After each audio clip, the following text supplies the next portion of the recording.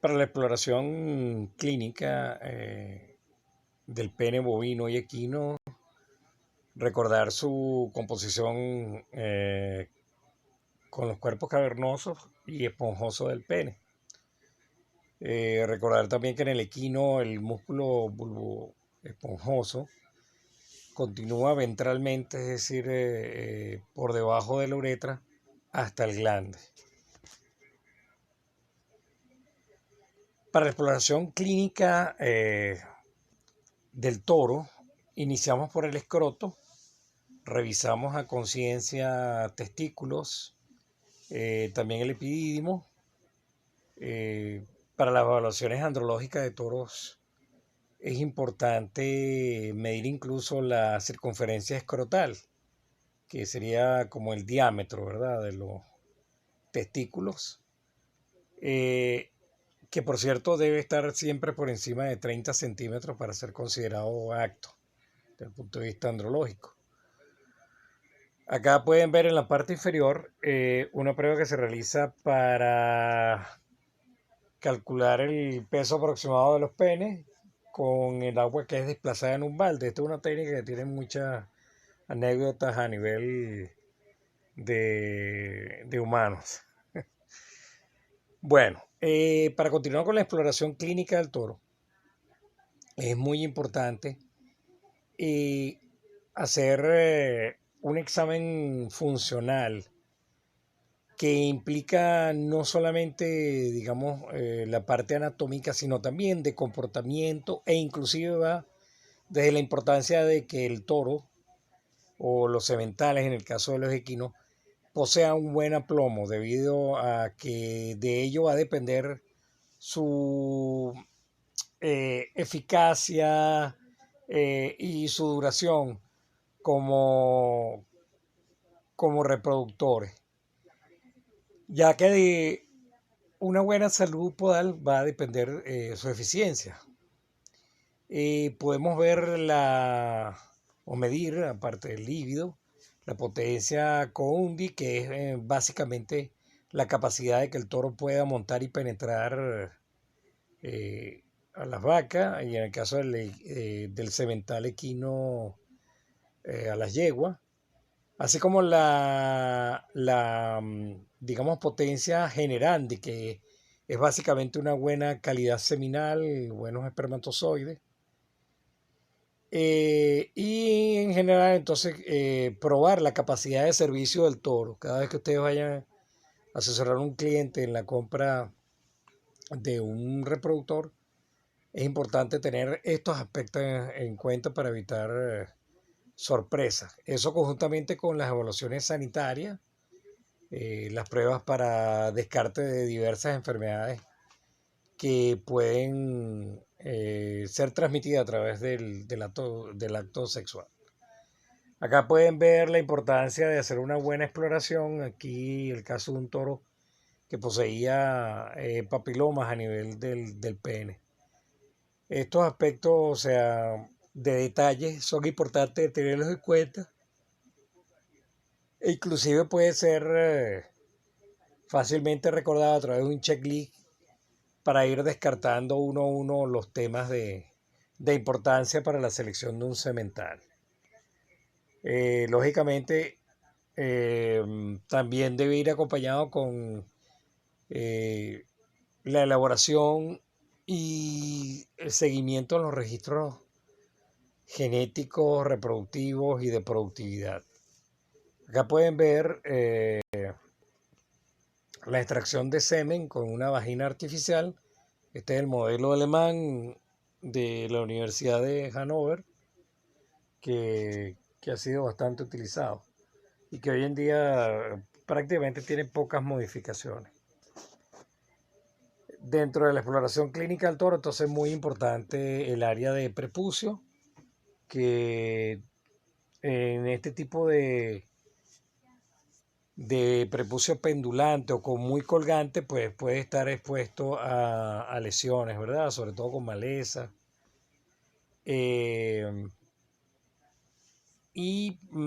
Por ejemplo, aquí se puede observar el prolaxo de la mucosa prepucial.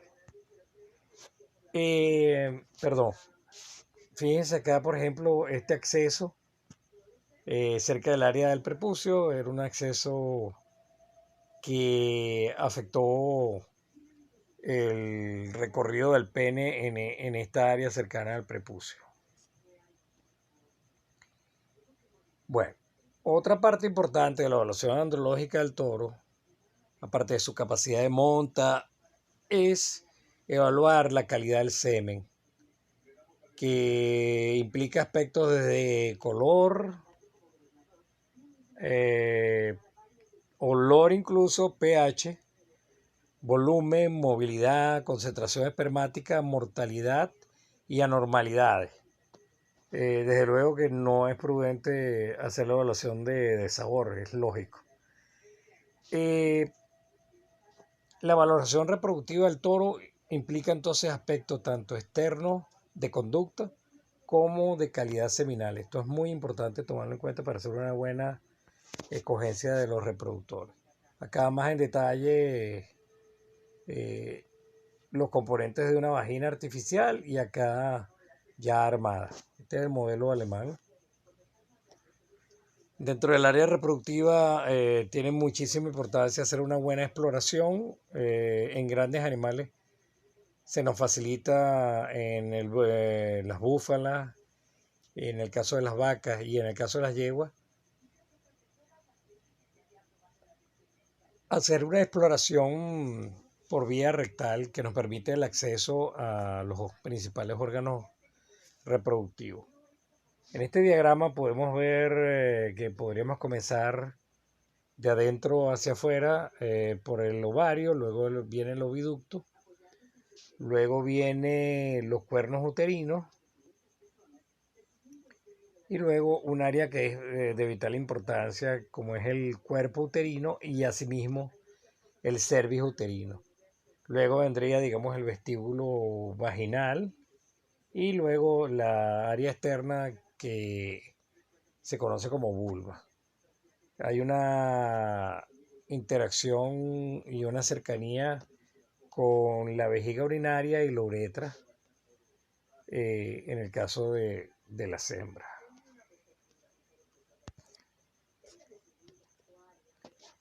Si vemos este diagrama entonces para permitirnos el repaso anatómico, vemos entonces el ovario, luego viene el cuerno, el oviducto, luego tendríamos, acá está el oviducto, después el ovario, luego entonces estarían los cuernos uterinos, el cuerpo del útero y luego el cervio o cuello uterino. A nivel del cuerpo uterino se considera que es el área del blanco de la inseminación artificial. Es donde se debe depositar el semen. Y luego entonces, como les decía, el cuello uterino. Acá está el orificio uterino. Luego la vagina. En el piso de la vagina vamos a ver el meato uretral, o sea, la abertura de la uretra. Y el divertículo suburetral, que hay que tener cuidado para no, cuando se vaya a hacer sondaje, o inclusive cuando se vaya a hacer sondaje uretral o se vaya a hacer inseminación, para no cometer el error de colocar ahí la pipeta, pues puede provocar severas lesiones. Acá vemos el clítoris y finalmente los labios vulvares. Este es un pequeño repaso anatómico del sistema reproductivo en vaca. Acá lo vemos con un órgano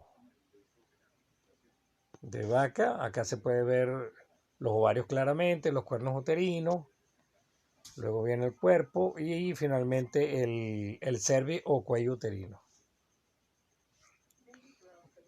En el ovario, cuando detallamos, podemos hacer varios hallazgos que resultarían normales. En la izquierda de su pantalla podemos observar un cuerpo lúteo, también llamado cuerpo amarillo por su color netamente anaranjado o amarillo.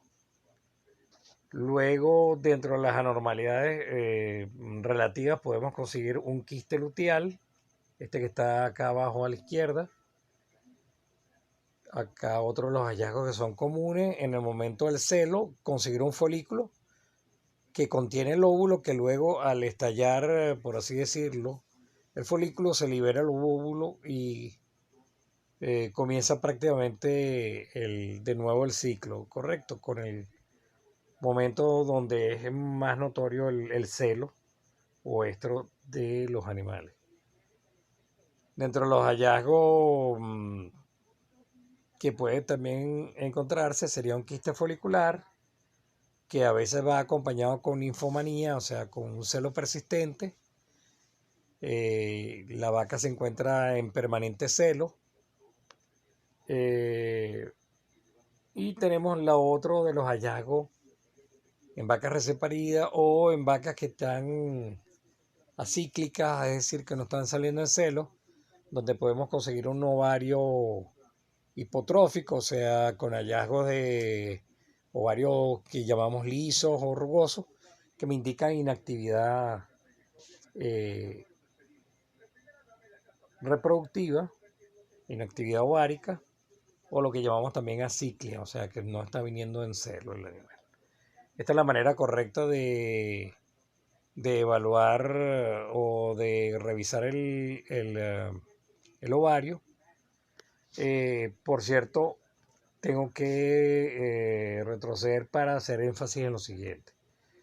La mejor técnica para la exploración rectal de los órganos reproductivos es la técnica donde afianzas el cérvix y luego que tengas fijado la técnica o con la técnica cervical, puedes proceder a hacer la exploración de los cuernos uterinos y luego a través de los cuernos uterinos podemos localizar los ovarios. Esta es la técnica que les recomiendo para hacer la exploración de los órganos sexuales y definir si una vaca está vacía o está preñada.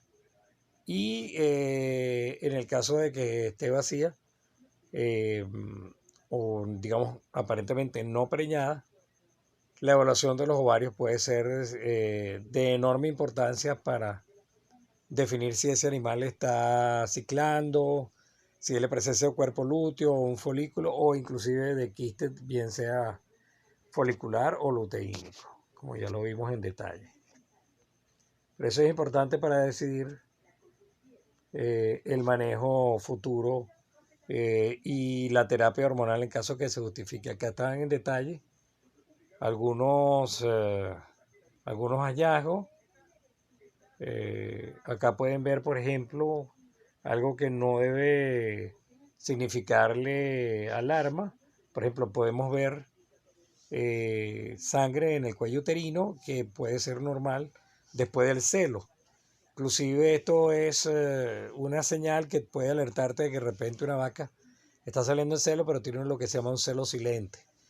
Una vaca que no demostró el celo, pero que de luego, alrededor de 48 horas de haber finalizado el estro o celo, la vaca sangra y no necesariamente es algo patológico, sino que es fisiológico, es normal. Acá pueden ver el cuello. Otros hallazgos aquí que ya los mencionamos, folículos, cuerpos lúteos. Esto es una normalidad completa, un doble cervix. Este animal requiere ser sacrificado. Esto es un cuello uterino con metaestro también. Y acá vemos un cuerpo lúteo en un ovario con otros hallazgos de pequeños folículos que no son dominantes, que no se han desarrollado completamente.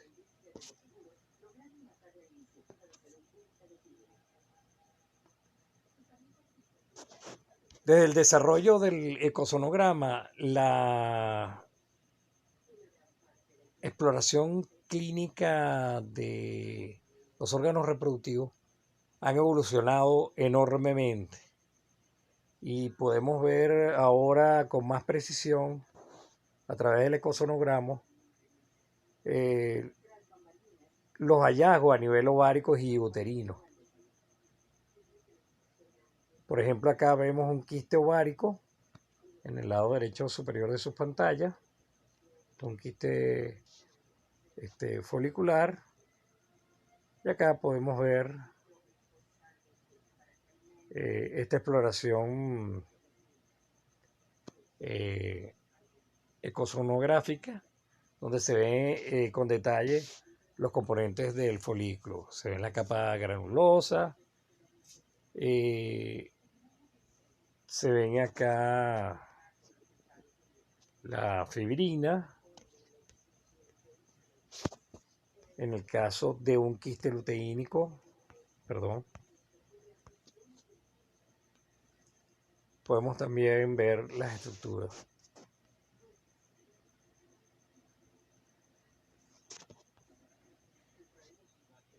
Acá un quiste luteínico abierto.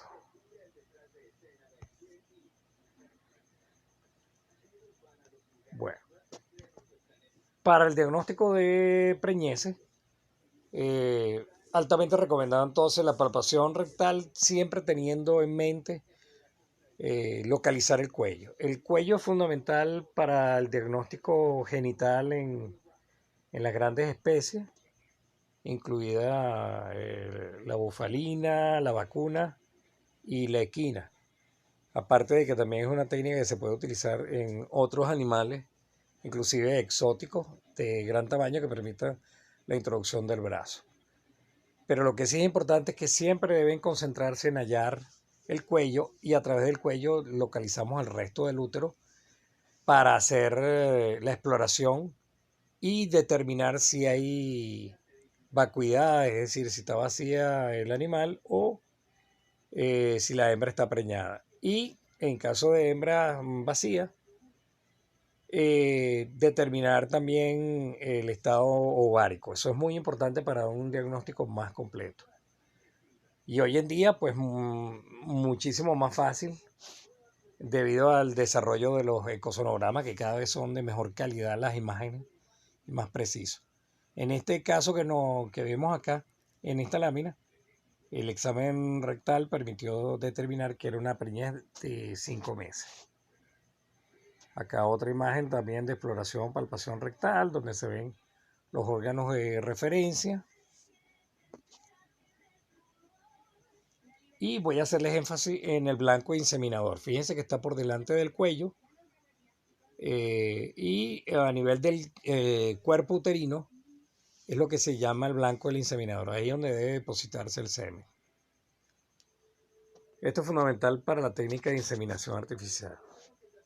Dentro del vestíbulo o vagina, pues hay varias glándulas y varios orificios que pueden detallarse.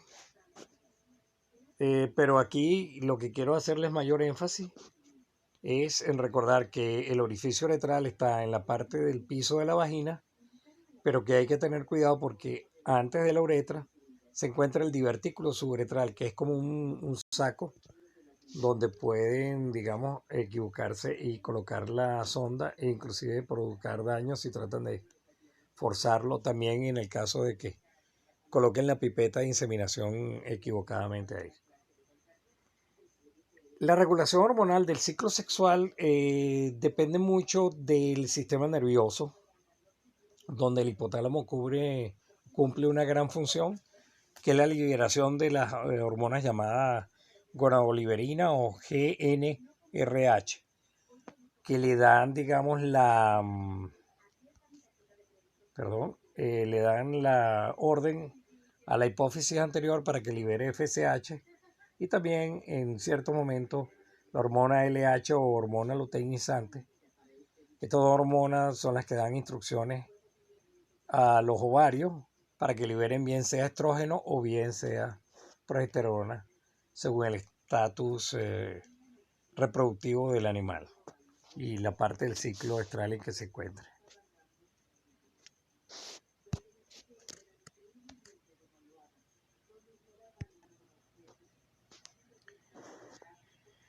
Importante destacar el cómo reconocer el estro o celo, ya que es el evento, digamos, más notorio del ciclo estral de la vaca.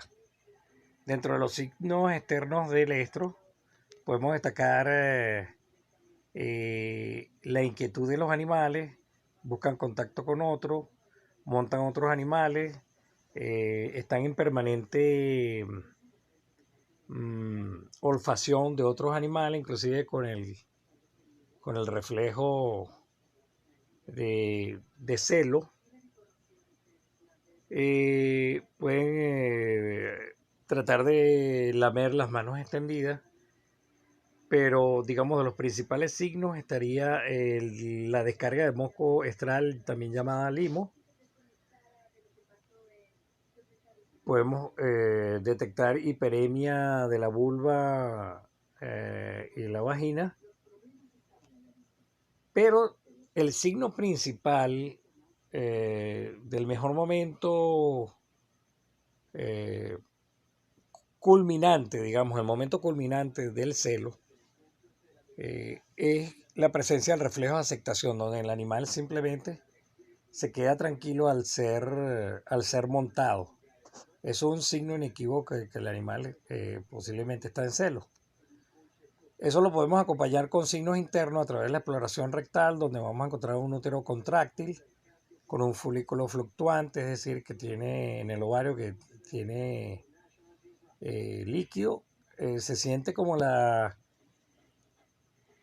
palpar una uva, ¿ok? Con el contenido de líquido interno, y no va a encontrar un cuerpo lúteo en flor, o sea, evidente. A nivel vaginal podríamos encontrar un cervix edematoso, o sea, algo inflamado, con líquido abierto y con una hiperemia vaginal con la presencia del líquido o limo. En la revisión ginecológica de las vacas es muy importante hacer un informe de diagnóstico reproductivo que implique la edad y rendimiento del animal, la fecha del último parto, que incluya incluso la fecha del primer celo posparto, intervalo entre celos, fechas de inseminación o de servicio si es monta natural, trastornos observados y los tratamientos previos que puede haber tenido el animal.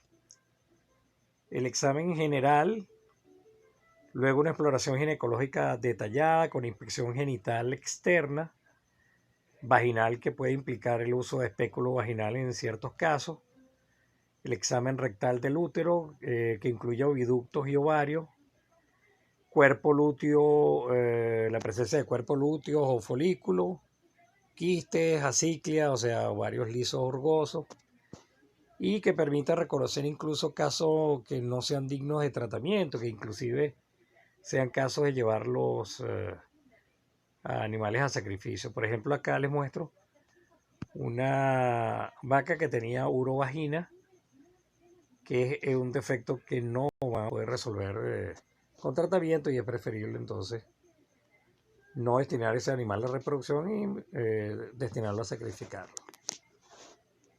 Acá pueden ver un caso de atrofia o distrofia ovárica, ovarios lisos, rugosos, y esta es la técnica para explorar el ovario. Con los dedos,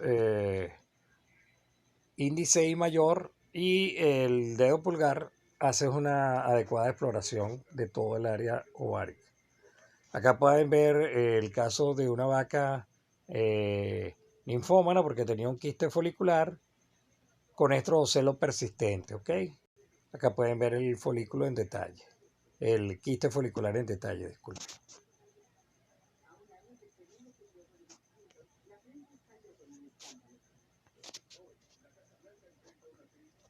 ¿Cuáles podrían ser los límites para hacer tratamientos o terapias hormonales? Si encontramos animales con cierre incompleto de los labios vulvares, que tengan neumovagina o ruptura perineal parcial o total o una fístula rectovaginal, estos animales están descartados para ser destinados a sincronizaciones de celo, inseminación, actividad reproductiva en general. Son casos, digamos, entre comillas, perdidos, que lo mejor es destinarlos a sacrificarlos. Pueden presentarse casos como anestro, te traen un animal que no ha salido en celo y resulta que son hembras Free Martin con problemas de intersexualidad, donde inclusive puedes reconocer la típica cabeza masculina como la de un toro y aparte de eso vas a ver una vulva pequeña, un clítoris bastante agrandado. Eh, Cuando haces la palpación rectal, los órganos son pequeños, inclusive los ovarios son hipoplásicos, completamente infantiles, sin desarrollo. Y estos animales están destinados al sacrificio ya que resultan de partos gemelares con machos, donde las hormonas sexuales del hermano impiden el desarrollo de los órganos genitales femeninos. Graves defectos de manejo o de nutrición no deben tratar de resolverse con terapia hormonal. Primero tienen que resolverlo los problemas, bien sea de manejo o nutricionales, antes de intentar las terapias hormonales, que son prácticamente una herramienta gerencial de reproducción, el uso, digamos, de hormonas. Existen otro tipo de problemas, por ejemplo, el hidroalantoides, que es el edema de membranas fetales que tiene serias implicaciones sobre los animales. Si no producen aborto, puede inclusive provocar la muerte del animal, de la vaca en este caso. Esto está muy relacionado con exceso de uso de sal en el preparto y con la deficiencia de minerales importantes como calcio, fósforo y magnesio.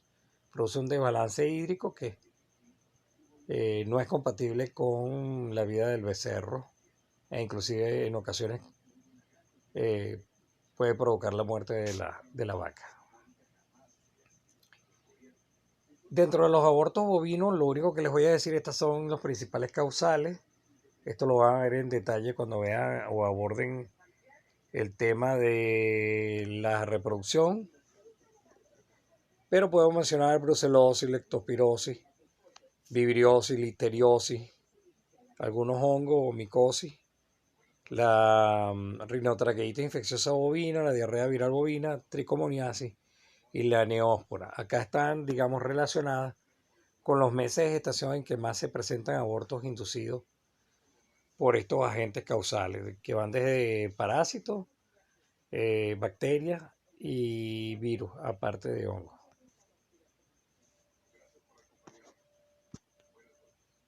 Acá vemos las diferentes fases de expulsión durante el parto, donde se ve la membrana eh, amniótica, luego comienzan a verse las patas del becerro, perdón, y la cabeza. Ese debería ser, digamos, el deber ser, lo normal.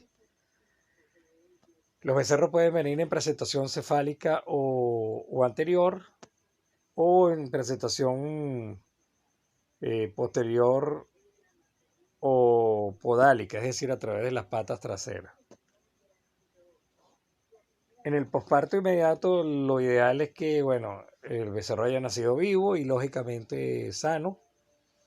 Y la expulsión de las membranas fetales o placentas debería no superar digamos, las 3 horas. Ya cuando supera las 12 horas ya hablamos de retención de placenta o de membranas fetales. Hay otras causales de problemas en el parto o partos distóxicos o difíciles, donde por ejemplo pueden ver un caso que atendí en el 2015, donde conseguimos una vaca con dificultades al parto y resulta que encontramos anormalidades. Tuvimos que sacrificar la vaca, ya que el dueño no estaba de acuerdo con hacerle la cesárea. Bueno, se aprovechó la vaca para beneficio y esto fue lo que pudimos encontrar. Un becerro con chistosoma reflexo, donde la pared abdominal no se desarrolla y esto es incompatible con la vida del becerro. Y produce los 4 miembros, al estar en esta posición, produce distosia. Otra de las distocias que he visto con más o menos cierta frecuencia es becerros dicefálicos o bicefálicos, donde salen con esta normalidad de dos cabezas en un mismo cuerpo.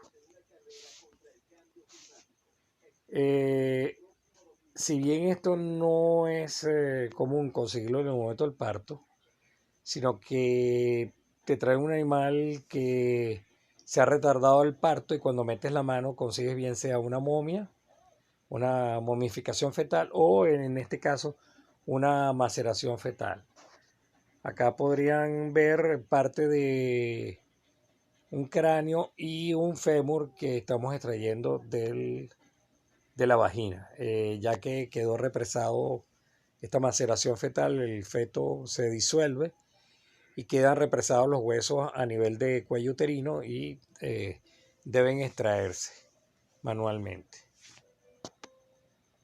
En ocasiones es mejor sacrificar la vaca para que no pierda condición.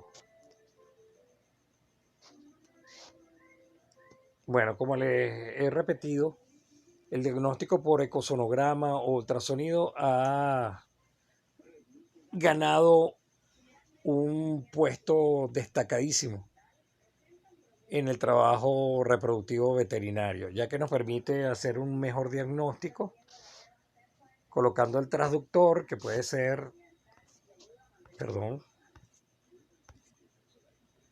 puede ser convexo,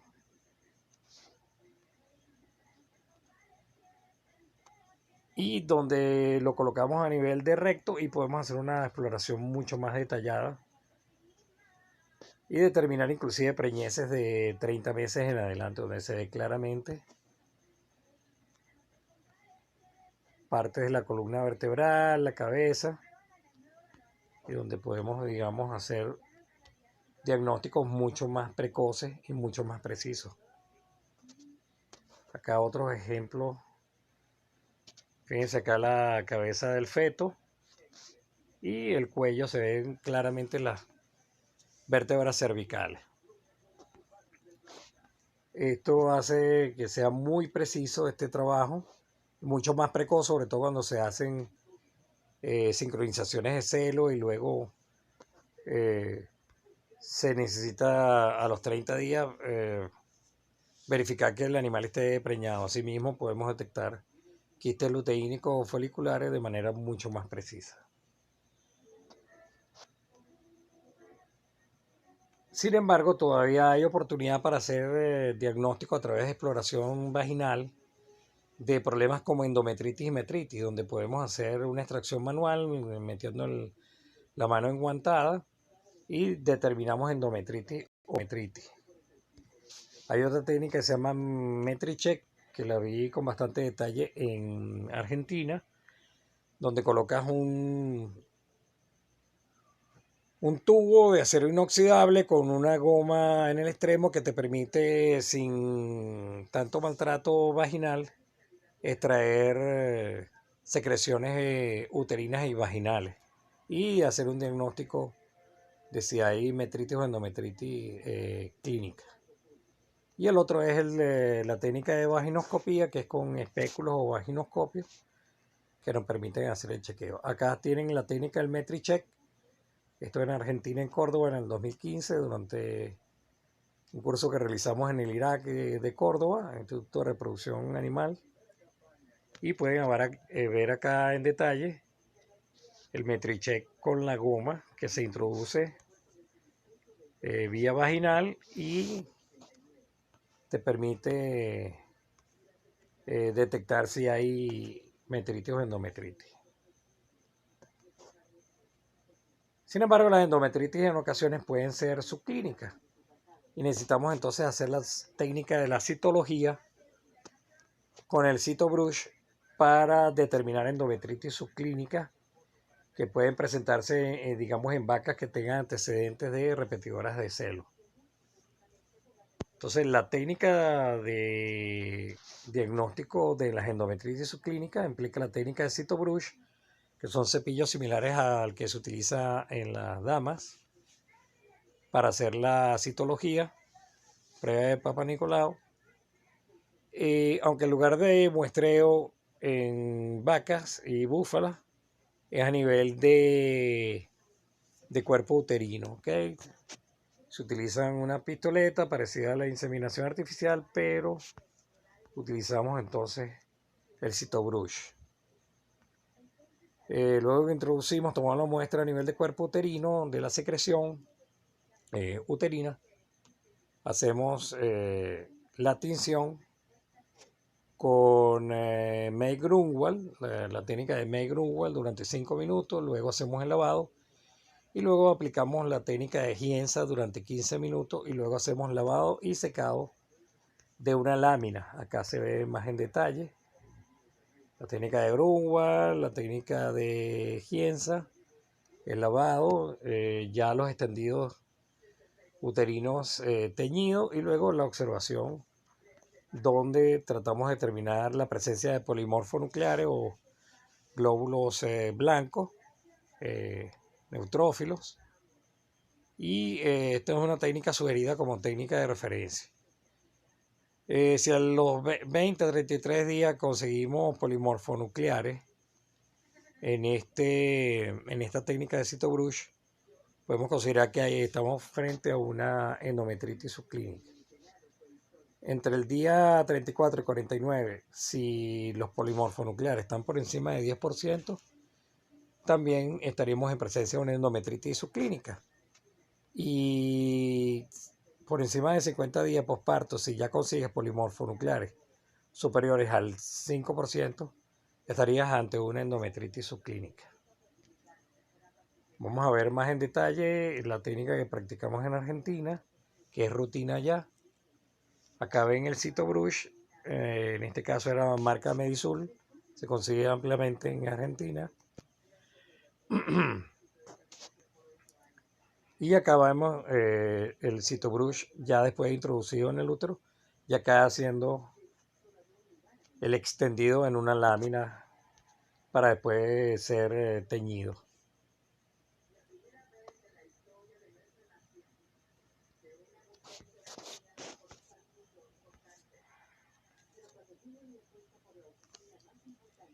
La otra técnica que les decía es el diagnóstico con vaginoscopio o espéculo vaginal, que nos permite pues ver el estatus de las secreciones, así como el estatus de vagina y del cuello uterino, en la entrada del cuello uterino. Acá, por cierto, muestro el mismo caso de momificación fetal, aquí extrayendo el fémur, acá se ve más claramente el caso de maceración fetal, perdón, donde estaba disuelto el becerro y se ve a las claras estos problemas. Una cosa importante es que a veces cuando consigues mucha incidencia de endometritis en una finca o metritis, e inclusive retenciones de placenta, es importante que tomen en cuenta que hay un complejo de enfermedades que se asocian al parto y que se asocian a problemas de manejo nutricional y manejo de preparto que te inciden en la presencia de mayores casos de hipocalcemia o de la otra enfermedad metabólica que es común en vacas recién paridas, que es la cetosis subclínica. Acá pueden detallar cómo si estamos ante la presencia, así sea de cetosis subclínica o inclusive una hipocalcemia, así sea subclínica, va a tener efectos devastadores en mayor incidencia de retención de placenta, distocias, mastitis, prolaxos uterinos, repetición de celos, ovarios quísticos, anestro, etcétera, etcétera. Entonces, la parte metabólica va de la mano con algunos problemas reproductivos que es importante entonces tenerlos en cuenta para descartarlos. Acá ven un trabajo que hicimos en Mérida, donde diagnosticamos problemas de cetosis en vacas de alta producción, vacas de 35 o 45 litros de leche, que digamos al inicio de la lactancia tenían no solamente cetosis, sino que también salieron positivas a problemas de hipocalcemia. Recuerden ustedes que los problemas de cetosis pueden ser diagnosticados fácilmente a través de tiras reactivas de orina o También a nivel de la finca también pueden utilizar un glucómetro que es portátil y que con tiras reactivas especiales permiten detectar también la cetosis de manera rápida. En apenas 3, 4 segundos pueden tener el diagnóstico de una vaca. Estos son casos donde al hacer la necropsia confirmamos la presencia de metritis en vacas. Otro de los problemas bastante frecuentes que van a tener que enfrentar en su práctica veterinaria es la retención de membranas fetales o retención de placenta, cuya terapéutica hoy en día pues es menos agresiva. Antes se alaban, hoy simplemente se empujan, se alan con mucho cuidado para evitar daño a nivel uterino. Entonces cuando ya esté floja, ahí sí se puede hacer la extracción.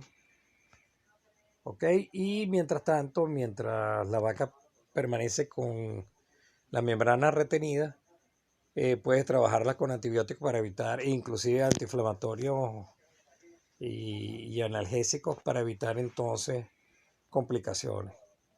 Ya después de expulsada la placenta, este es el tipo de secreciones que pueden ver y ahí se le hace seguimiento, porque normalmente esas vacas quedan o con metritis o con endometritis. Entonces es importante hacer el seguimiento en el posparto para primero detectar estos problemas a tiempo y lo otro, tratarlos también precozmente y que no tengan consecuencias en la actividad reproductiva futura.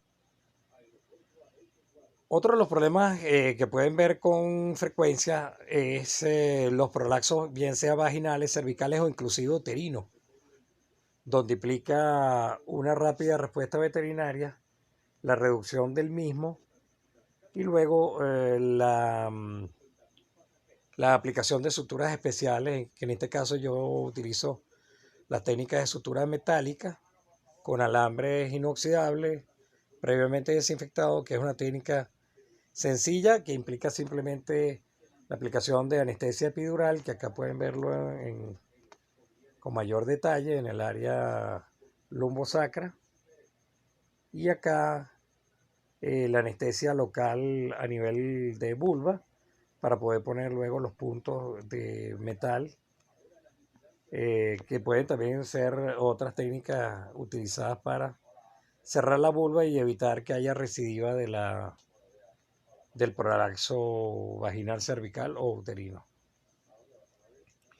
La detección de celo es un área importante para hacer inseminación artificial o otras técnicas de biotecnología como la transferencia de embriones y todas estas áreas que están bastante desarrolladas actualmente. Pero es muy importante el ayudarse para la detección de celos con el uso de bien sea vacas androgenizadas o el uso de receladores, porque los humanos tenemos fuertes limitaciones para detectar de celos. Sin embargo, podemos ayudarnos, bien sea con marcadores de este tipo, utilizando retajos o receladores o vacas androgenizadas tratadas con hormona masculina para que nos ayude a detectar celos.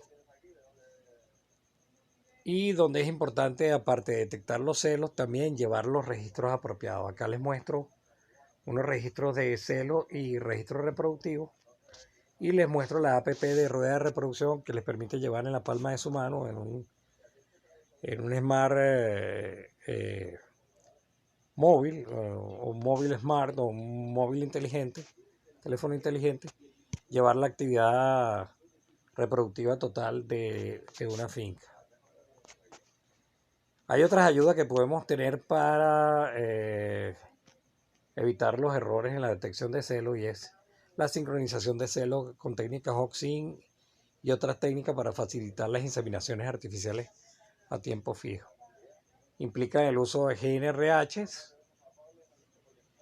el día 0, luego la utilización de una prostaglandina el día 7 y luego el día 9 utilizamos nuevamente GNRH para finalmente a las 16, 18 horas, máximo 22 horas, hacer la inseminación a tiempo fijo.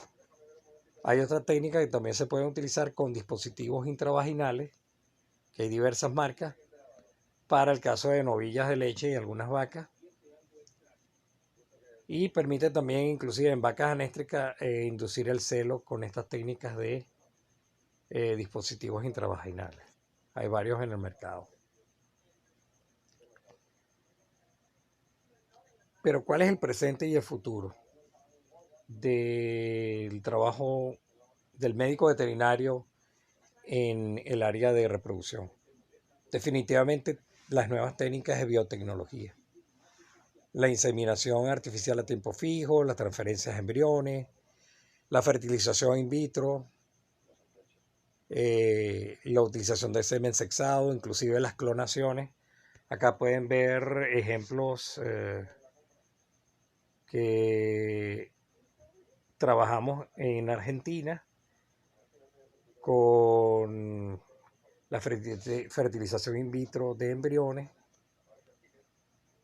las técnicas de manipulación genética hoy en día te permiten clonar animales, o otra cuestión que nos llamó poderosamente la atención, que era el uso de semen sexado, donde solamente utilizaban, en este caso, una finca, una estancia lechera en Argentina, el establo de El Embrujo, donde vimos alrededor de 2.000 becerras en estas becerreras individuales. Y el 99.99% de los partos es de hembras, ya que utilizan el semen sexado. Acá con la fertilización in vitro vemos vacas donadoras que dan crías excepcionales. Y eso es lo que hoy en día, digamos, está en pleno desarrollo. Y es el área donde deben apuntar los colegas que se están formando hoy en día. Este es el presente y el futuro del trabajo reproductivo en la medicina veterinaria. Y con esto damos por concluido la semiología veterinaria en el sistema genitourinario. Agradecidos por su atención.